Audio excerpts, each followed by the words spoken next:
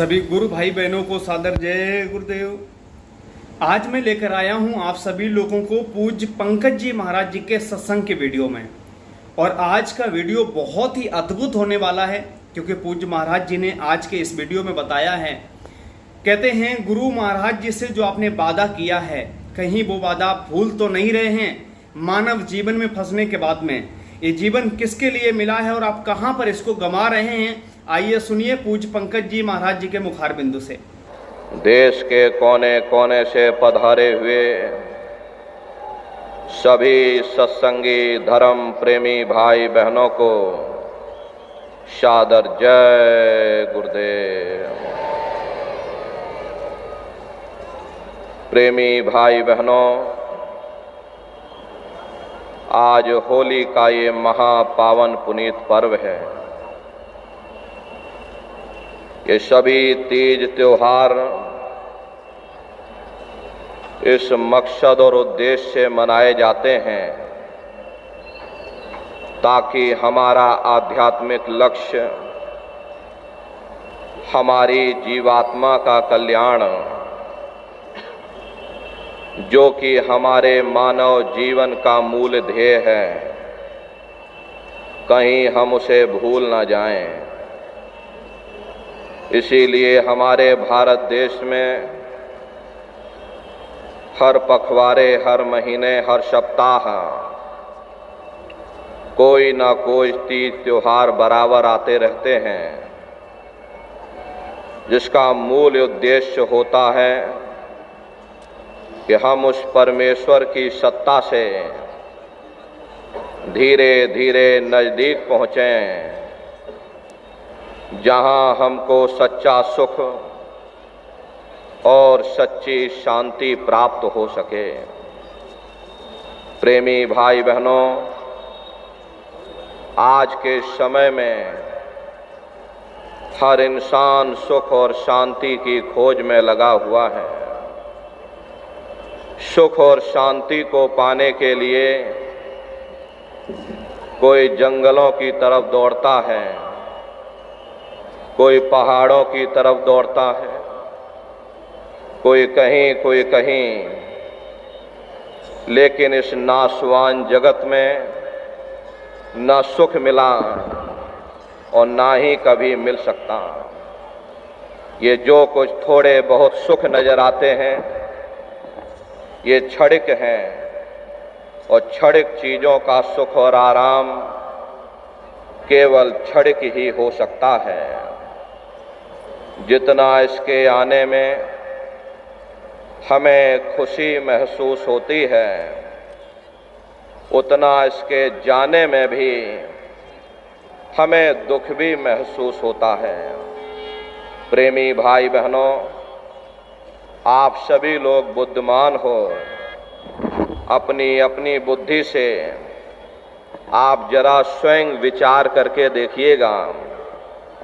जब किसी इंसान की शादी होती है, मन में बड़ी भारी खुशी महसूस होती है, लेकिन यदि शादी के बाद उसी साथी के साथ कोई अनबन हो जाए, मन मुटाव या झगड़ा हो जावे, तो मन में भय पैदा हो जाता है कि कहीं साथी हमारा बेकार न निकल जाए, हमें छोड़ करके चला न जाए, शराबी कबाबी जुआरी न बन जाए।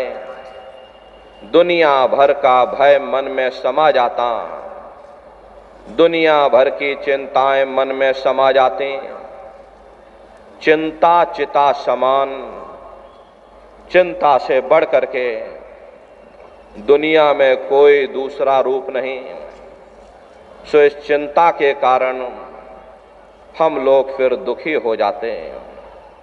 फिर हम बाल बच्चों में सुख ढूंढने की कोशिश करते हैं। जब बाल बच्चे पैदा होते हैं, मन में बड़ी भारी खुशी महसूस होती। ये मन फूला नहीं समाता। अड़ोस पड़ोस वालों को बुलवा करके लड्डू पूड़ी पकवान बना बना करके दुनिया भर की दावतें करते हैं, लेकिन यदि वही औलाद शराबी कबाबी बन जाए, जुआरी बन जाए, माँ बाप का कहना ना माने, उनका आदर सत्कार न करे, वही औलाद हमारे लिए दुख का कारण बन जाती है। फिर हम दुनिया के जीव हुकूमत के नशे में सुख ढूंढते हैं। जिस वक्त लोग हमारी वाह वाह करते, गले में लंबी चौड़ी फूलों की मालाएं डालते, ये मन हमारा फूला नहीं समाता है। लेकिन उन नेताओं का भी इतिहास हमारी आंखों के सामने है। जिस वक्त लोग उन्हें गोलियों का शिकार बना देते हैं, पकड़ करके जेल खाने में डाल देते हैं, अखबारों में उनकी मट्टियां पलीत कर देते हैं, वही हुकूमत हमारे लिए फिर दुख का कारण बन जाती है। फिर हम दुनिया के जीव इंद्रियों के भोग और वासनाओं में सुख ढूंढने की कोशिश करते हैं, लेकिन जिस वक्त बीमारियों का हिसाब हमें अपने शरीर पर देना पड़ता है, तब हमें होश आता है ये सुख का कारण है या दुख का कारण है। इसीलिए महात्मा समझाते हैं कि भाई आप इस नाशवान जगत में नाशवान क्षणिक पदार्थों से कभी सुख हासिल नहीं कर सकते हो, कभी शांति प्राप्त नहीं कर सकते। प्रेमी भाई बहनों, कभी कभी हम लोगों के मन में ख्याल आता है कि भाई जिन दिनों महात्मा आए थे तब दुनिया की हालत इतनी अच्छी ना रही होगी, इसीलिए महात्मा दुखी दुखी चिल्लाते रहते हैं। अब हमने 100 सालों के अंदर इतनी तरक्की कर ली है। पहले हम झोपड़ियों में रहा करते थे या एक आध कोठरियों में पूरा परिवार रहा करता था। खेती बाड़ी भी लोग हाथों से या बैलों से किया करते थे। 15-20 मील के अंदर हमारी सारी दुनिया थी। हम उसी दुनिया में गुजारा करके मर जाते थे। लेकिन अब हमने 100 सालों के अंदर इतनी तरक्की कर ली है, बड़ी बड़ी कोठियां बनवा ली। खेती बाड़ी के लिए क्या कहा जाए, बड़े बड़े ट्रैक्टर आ गए, तरह तरह की रासायनिक खादें, कीटनाशक दवाइयां आ गई। बीमारी दूर करने के लिए बड़े बड़े अस्पताल बन गए, बड़े बड़े डॉक्टर आ गए, और फिर न्याय के लिए कोर्ट कचहरी बन गया, supreme court, high court, civil court सब बन चुका। जब हमने इतनी तरक्की कर ली है, जब हमने 100 सालों के अंदर इतना विकास कर लिया है, फिर भी महात्मा हमें दुखी क्यों कहते हैं? आखिर फिर भी हम दुखी क्यों हैं? प्रेमी भाई बहनों, आप अपनी बुद्धि से जरा विचार करके देखिएगा। जब हम झोपड़ियों में रहा करते थे, पूरा परिवार एक साथ रहा करता था, आपस में एक दूसरे से प्रेम था। शाम को थके हारे घर वापस आते थे, गा बजा करके निश्चिंत हो करके सो जाते थे। अब हमने जब 100 सालों के अंदर इतनी तरक्की कर ली, बड़ी बड़ी कोठियां बनवा ली, उनमें एयर कंडीशन भी लगवा लिया, 9-9 इंच के गद्दे भी डलवा लिए, फिर भी हमको नींद नहीं आती है। बने रहिए वीडियो के आखिर तक। नींद की गोलियां खा खा करके सोना पड़ता है। प्रेमी भाई बहनों, पहले गांव में कोई मामूली वैद्य हकीम हुआ करता था, लेकिन इलाज सबका जरूर हो जाता था। अब जब विज्ञान ने इतनी तरक्की कर ली, 100 सालों के अंदर इतना विकास कर लिया, ऊंची ऊंची बिल्डिंगें, अस्पताल बन गए, बड़े बड़े डॉक्टर आ गए, नई नई दवाइयां भी आ गई, तो बीमारी भी तो नई नई निकल आई। इसका मुख्य कारण एक ही है, लोगों का खान पान गंदा हो गया। प्रेमी भाई बहनों, लोग तरह तरह के रासायनिक खादें, कीटनाशक दवाइयों का इस्तेमाल करने लगे, जिसका प्रभाव हमारे शरीर पर पड़ता है। डॉक्टर जरूर हैं, पर मिलते किसको हैं? और मिल भी जाए तो अस्पतालों में चारपाइयां कहाँ मिलती हैं। बीमार तो बेचारे बरामदों में पड़े रहते हैं, और हम कहते हमने तरक्की कर ली। बेशक हम इतना अनाज पैदा करते हैं, लेकिन कीमतें इतनी आसमान छू रही हैं, गरीब आदमी खा नहीं पाता। अरे अमीर आदमी तो वैसे भी नहीं खाता है, क्योंकि उसे शुगर हो रखी है, लेकिन गरीब को मिलता नहीं है, क्योंकि कीमतें आसमान छू रही हैं। फिर ऐसी तरक्की से किसी का क्या फायदा हो सकता है? पहले गांव में कोई मामूली झगड़ा फसाद हो जाता था, चार भले लोग मिल बैठ करके सुलझा देते थे। अब जब हमने इतनी तरक्की कर ली है, बड़ी बड़ी कचहरी बन गई, civil court, high court, supreme court तक बन गया, लेकिन फैसला किसी को जल्दी नहीं मिलता।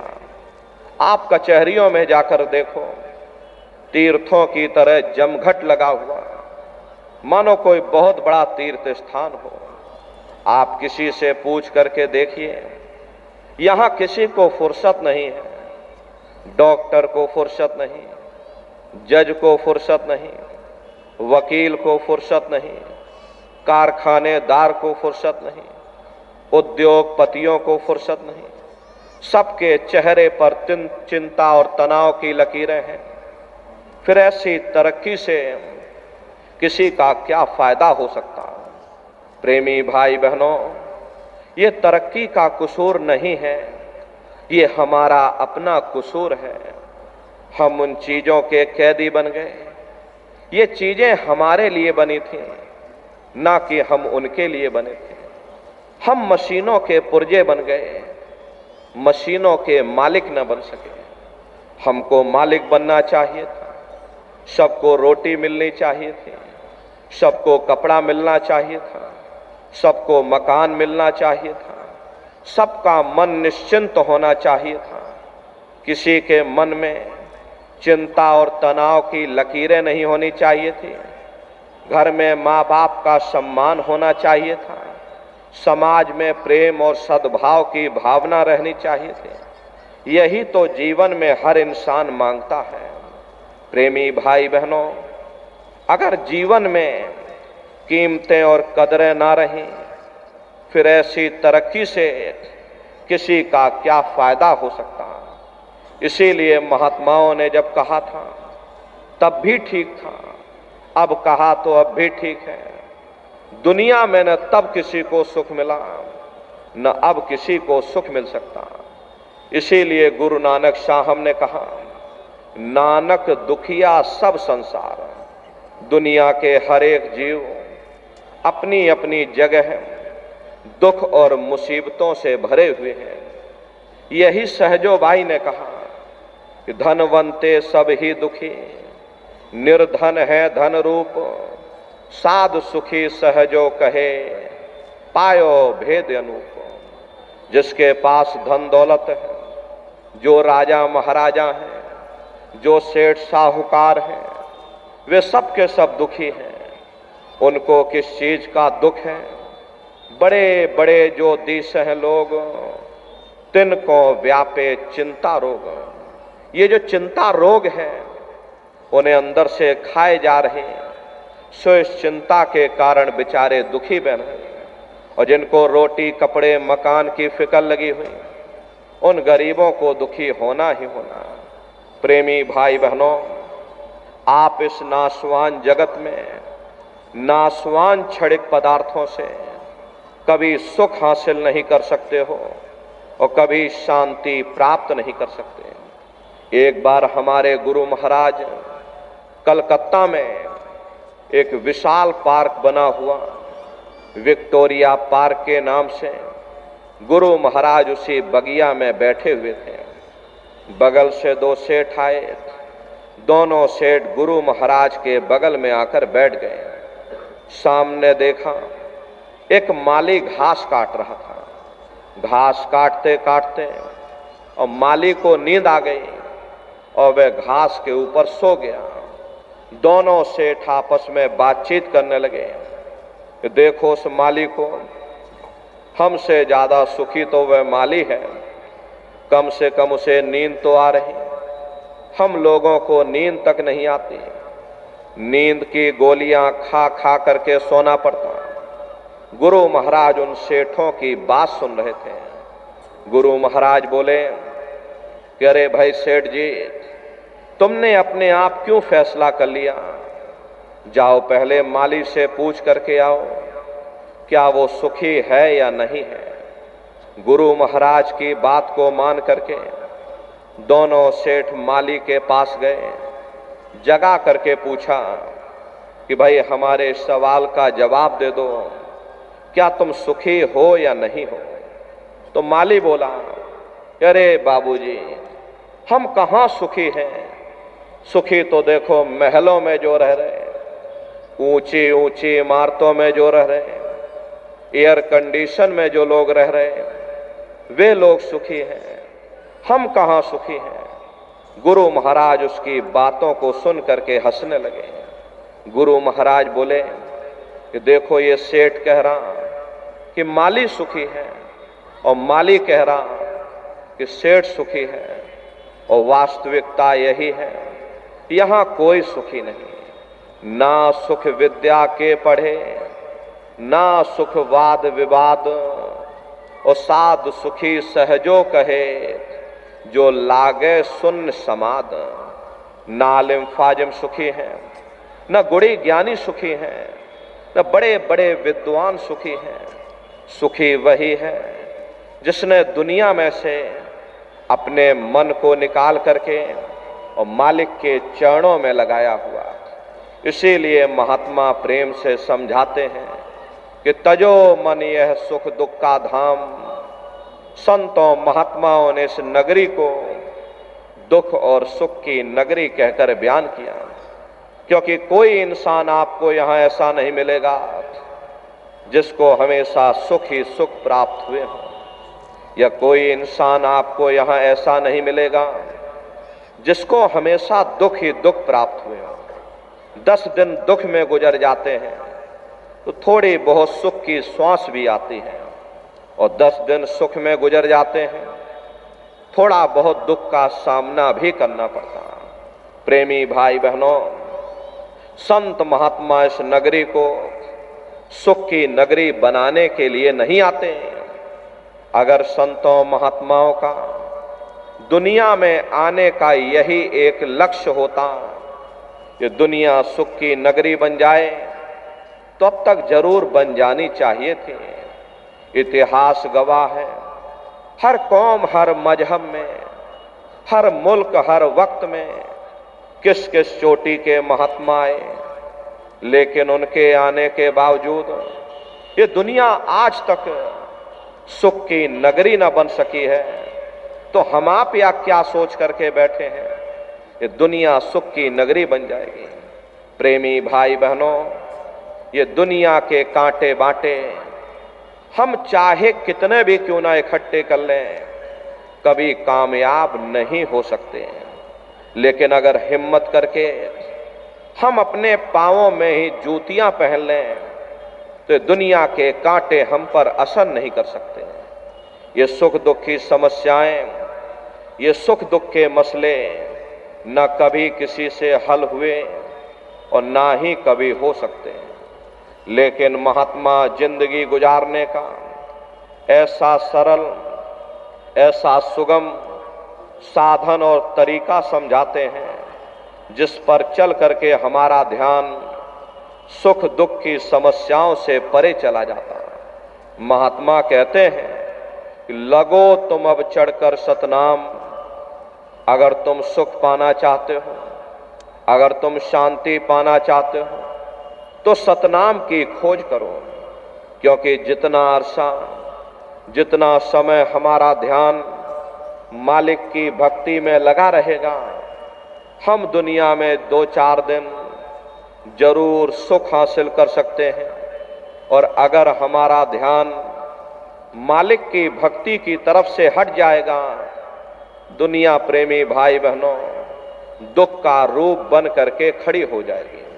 आप अपनी बुद्धि से जरा विचार करके देखिए, एक छोटा सा बच्चा अपने पिता की उंगली पकड़ करके मेला या नुमाइश में घूमने जाता है। उसे मेले की हर साजो सामान बड़ी ही खूबसूरत नजर आती है। किसी जगह खेल खिलौनों की दुकानें लगी हैं, कहीं गुड्डे गुड़ियों की दुकानें लगी हैं, कहीं झूलों की दुकानें लगी हैं, कहीं मिठाई और पकवान की दुकानें लगी हैं। वह बच्चा मन ही मन सोचता है कि शायद ये खुशी हमको इस मेले के साजो सामान से प्राप्त हो रही है। और अगर भूल करके वो बच्चा अपने पिता की उंगली छोड़ देता है तो वह सारा साजो सामान उसी जगह बना रहता है, लेकिन बच्चा रोने चिल्लाने लगता है, चीखने लगता है। तब उसे खुद ब खुद महसूस होता है ये खुशी हमें तभी तक प्राप्त हो सकती है जब तक हमने अपने पिता की उंगली पकड़ रखी थी। हमारा पिता कौन है? वो परमात्मा है, वो परमेश्वर है जिसने अंड खंड ब्रह्मांड की रचना की। जितना अरसा, जितना समय हमारा ये ध्यान उस मालिक की भक्ति में लगा रहेगा, हम दुनिया में 2-4 दिन जरूर सुख हासिल कर सकते हैं।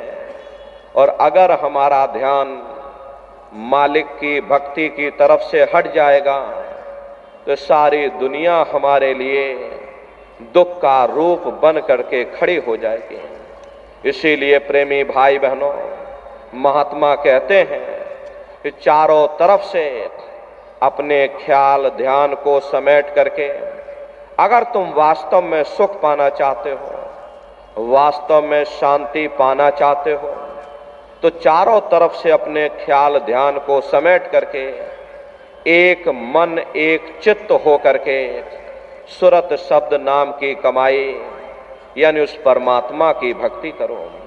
प्रेमी भाई बहनों, यदि महापुरुषों के इन चंद शब्दों को हम लोग याद रखते तो निश्चय ही हम अपने जीवन के लक्ष्य का पता पा जाते हैं। अपनी सोई हुई जीवात्मा को उस परमात्मा के साथ मिलाते हैं और प्रभु के साथ मिल करके उस आराम और चैन को पा जाते हैं जो इस जड़ दुनिया में, इस जड़ संसार में नहीं मिलता। हम आप इस जड़ संसार में क्षणिक सुख और शांति की खोज में रात दिन भटकते और तड़पते रहते हैं, लेकिन वह सच्चा सुख और सच्ची शांति हमारे आपके अंदर है, ना कि बाहर। ये सूरज चांद सितारे, ये जमीन ये आसमान जिनको हम आप अपनी जड़ आंखों से देख रहे हैं, यदि अंतर की दृष्टि खोल करके देखें तो ऐसे अनगिनत सूरज चांद सितारों के पास पहुंच जावें जहां प्रकाश ही प्रकाश, नूर ही नूर झलकता है। परंतु हम सुख के देश को, सुख के स्थान को और अपने मालिक को ही भूल बैठे हैं। जा घट प्रेम न संचय, सो घट जान मसान, जैसे खाल लोहार की, श्वास लेत बिन प्राण। ये कुदरती कारखाना देख करके कैसे जमीनी आसमानी पसारा चल रहा, कौन इसका करतार है, कहाँ वह छिपा हुआ है, कैसे उससे मिला जाए। जिस घट में ऐसे प्रीतम के, ऐसे पुरुष के दर्शन और दीदार की विरह और तड़फ नहीं है, वह घट गोया मसान के समान है। सुरते इंसान सीरते हैवान है। हर इंसान का फर्ज, हर इंसान का कर्तव्य, हर एक इंसान को यह सोचना होगा कि मृत्यु पर्यंत हम कहाँ जाएंगे, हमारे बाल बच्चे कहाँ जाएंगे, हमारे रिश्ते नातेदार कहाँ जाएंगे, हमारे कुटुंब परिवार वाले कहाँ जाएंगे और इनकी उस समय पर क्या हालत होगी। ये पराविद्या महात्माओं की पराविद्या है। हम आप इस जड़ संसार में फंस करके उस पराविद्या से अनभिज्ञ हो गए और अपने उद्देश्यों को भूल गए, अपने वादों को भूल गए। वो वादा जो हमने आपने माँ के गर्भ में किया था उस परम पिता परमात्मा से कि हे परमात्मा, इस बार हमको मानव तन दे दो, हम भजन करेंगे, भक्ति करेंगे। लेकिन मानव तन मिलने के बाद में ना आपने भजन किया ना भक्ति की, बस माया की छाया में फंस करके इस मिथ्या जगत को अपना मान करके हम आप इसी में गोता खा रहे हैं। प्रेमी भाई बहनों, इस दुनिया में हित मित भाई बंधु, रिश्ते नातेदार, कुटुंब परिवार वाले, इनमें से कोई भी चीज तुम्हारी जीवात्मा को इस अधोगति से बचा नहीं सकती। हम कौन हैं, हम कहाँ से आए हैं और हमें जाना कहाँ है, ये मानव मात्र के लिए एक कठिन प्रश्न बना हुआ है। इस प्रश्न का हल तब तक नहीं होगा जब तक इस धराधाम पर कोई संत महात्मा फकीर न मिल जाए। इसीलिए वह मालिक अति दया और कृपा करके संतों महात्माओं को इस धराधाम पर भेजते हैं। संत महात्मा फकीर यहाँ पर आकर के हम जीवों को समझाने की कोशिश करते कि भाई हम आए वही देश से जहां तुम्हारो धाम, तुम सबको घर पहुंचावना एक हमारो काम। हम उसी देश से आए हैं जिस देश के तुम रहने वाले हो, परंतु तुम अपने सच्चे देश को छोड़ करके इस झूठे काल और माया के देश में फंस गए। यह देश तुम्हारा देश नहीं, तुम्हारा देश सचखंड है। ये कौम तुम्हारी कौम नहीं, तुम्हारी कौम सतनाम है और ये जीवात्मा उस सतनाम रूपी समुद्र की बूंद है। इस बूंद को समुद्र से मिलाओ, यानी जीवात्मा को उस परमात्मा से मिलाओ। वो परमात्मा है, वो आपको मिलेगा, जीते जी मिलेगा, इसी मनुष्य शरीर में मिलेगा। इसी मनुष्य शरीर के अंदर जाकर के परमात्मा से मिलने का वह एकमात्र दरवाजा है। उस दरवाजे का भेद केवल संतों महात्माओं को ही प्राप्त है।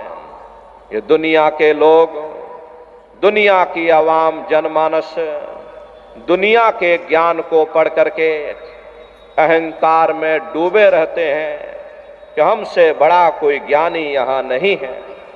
लेकिन उनको ये नहीं मालूम, जहाँ ये दुनिया का ज्ञान समाप्त होता है उसी के सिर की चोटी से ये आध्यात्मवाद, आत्मा और परमात्मा का ये गूढ़ ज्ञान, रहस्य विज्ञान प्रारंभ होता। उस विज्ञान को पाने के लिए सबसे पहले यह जरूरी है कि पहले आप लोग मानवतावादी बनो, मानव धर्म और मानव कर्म को अपनाओ। अरे मानव धर्म क्या है? इंसान इंसान के काम आवे, एक दूसरे की निस्वार्थ भाव से सेवा करे, सत्य दया हिंसा परोपकार आदि गुणों को अपने जीवन में उतार करके और किसी संत महात्मा की खोज करके उनके बताए हुए रास्तों पर चल करके उस मालिक की भक्ति करके अपनी जीवात्मा का कल्याण करा ले, यही इंसान का सबसे बड़ा मानव धर्म है। लेकिन आज इस कलिकाल में ये दुनिया की आवाम जनमानस इंद्रियों के भोग और वासनाओं में, शराबों और कबाबों में मांस और मदिरा में सुख ढूंढने की कोशिश कर रहे हैं। ये चरित्र पतन जैसे कार्यों को अपना करके ये अवाम जनमानस कैसे सुखी हो सकती है। पहले अपने चरित्र जैसे धन को इकट्ठा करो, क्योंकि चरित्र ही सब कुछ है, चरित्र ही मानव धर्म की पूंजी है। ये दुनिया भर के रगड़े झगड़े, पिता पुत्र में लड़ाई, आदमी औरत में लड़ाई, घर परिवार में लड़ाई, समाज में लड़ाई, जातियों में लड़ाई, मुल्क में लड़ाई, हरे नर नारियों, ये इंसानों का काम नहीं है, ये हैवानों का काम है।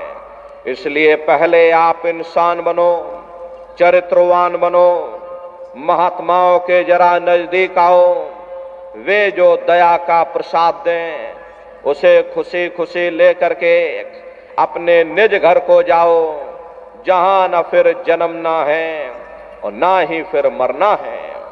इसीलिए हमारे गुरु महाराज परम संत बाबा जय गुरुदेव जी महाराज ने आवाम जनमानस के बीच में ये आवाज लगाई है कि इंसानों, तुम अपने मानव धर्म के रास्ते पर वापस आ जाओ और इस मानव मंदिर में बैठ करके भगवान का सच्चा भजन करो, जिससे तुम्हारी ये जीवात्मा नरकों में जाने से बच जाए।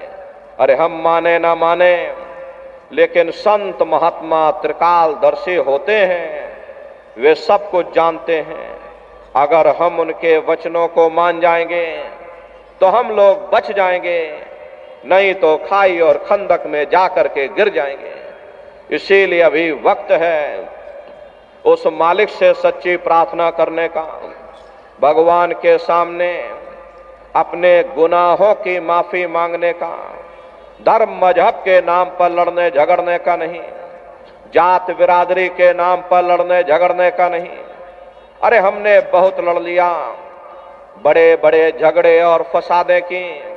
यदि आज का वीडियो आपको अच्छा लगा है तो हमारे वीडियो को लाइक करें, हमारे चैनल को सब्सक्राइब करें और जुड़े रहिए हमारे इस चैनल से, ताकि और भी सत्संग से जुड़े हुए वीडियोज आप सभी लोगों को मैं दे सकूं।